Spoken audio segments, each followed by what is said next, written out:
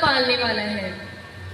جب پرچم جان لے کر نکلے ہم خاک نشیں مقتل مقتل، اس وقت سے لے کے آج تلک جلاد پہ ہیبت طاری ہے۔ کس زوم میں تھے دشمن اپنے شاید انہیں معلوم نہ تھا، یہ خاک کے وطن ہے جاں اپنی اور جاں تو سب کو پیاری ہے، اور جاں تو سب کو پیارے ہے۔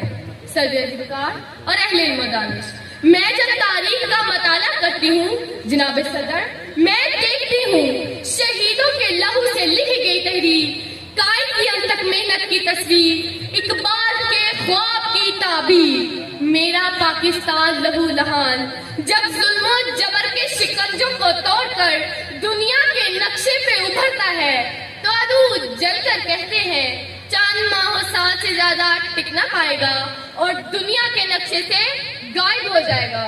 مگر آج جناب صدر، مگر آج تاریخ یہ منظر دیکھتی ہے کہ ہم نہ صرف قائم و دائم ہیں بلکہ ہم نے یہ ثابت کر دیا کہ جب اپنا قافلہ عزم و یقین سے نکلے گا، کہ جب اپنا قافلہ عزم و یقین سے نکلے گا، جہاں سے چاہیں گے رستہ وہیں سے نکلے گا۔ جناب صدر، ہم ہر محاذ میں ثابت قدم رہے اور ترقی کی راہ میں آگے آگے اور آگے بڑھتے چلے گئے۔ ہم جرأت و بہادری میں سلطان ٹیپو حیدر بنے، ولید کی تلوار بنے، فاروق کی للکار بنے۔ ہم شاعری میں شیرازی، ہم نغمہ گیری میں فردوسی، ہم ساز بنے تو بھلے شاہ، ہم سوز بنے تو وارث شاہ، ہم عقل بنے تو شاہ لطیف، ہم رقص بنے، ہم سچل سر مست بنے۔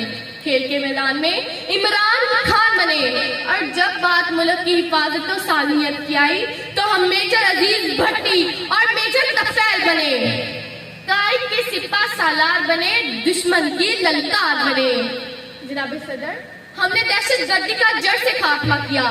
ہماری افواج آج بھی سرحدوں پر سیسا پلائی دیوار بن کر کھڑی ہے اور دشمن کو یہ پیغام دیتی ہے کہ ہم وہ قوم ہیں جو جڑ سے جبر مٹاتی ہے، ظالم کو مار بھگاتی ہے۔ ہم موت کو آنکھ دکھاتے ہیں، ہم تیغ سے کب گھبراتے ہیں۔ اقبال نے بھی فرمایا ہے ہم توپ سے بھی لڑ جاتے ہیں۔ آخر میں کہنا چاہوں گی ہم زندہ قوم ہیں، اور زندہ قومیں اپنی ملک کی آن بان اور شان کی خاطر اپنی جانوں کی پرواہ نہیں کرتی، کیونکہ یہ وطن ہے تو ہم ہیں۔ یہ سورج کے ستاروں کا جہاں کوئی نہیں دے گا، زمین کھوئی تو تم کو ماں کوئی نہیں دے گا۔ وطن کے مٹ گیا تو تم بھی مٹ جاؤ گے نادانو۔ اسی کو زندگی سمجھو، اسی کو زندگی مانو کہ پاکستان سے باہر تمہارا کچھ نہیں آرو، کہ پاکستان سے باہر ہمارا کچھ نہیں آرو۔ شکریہ۔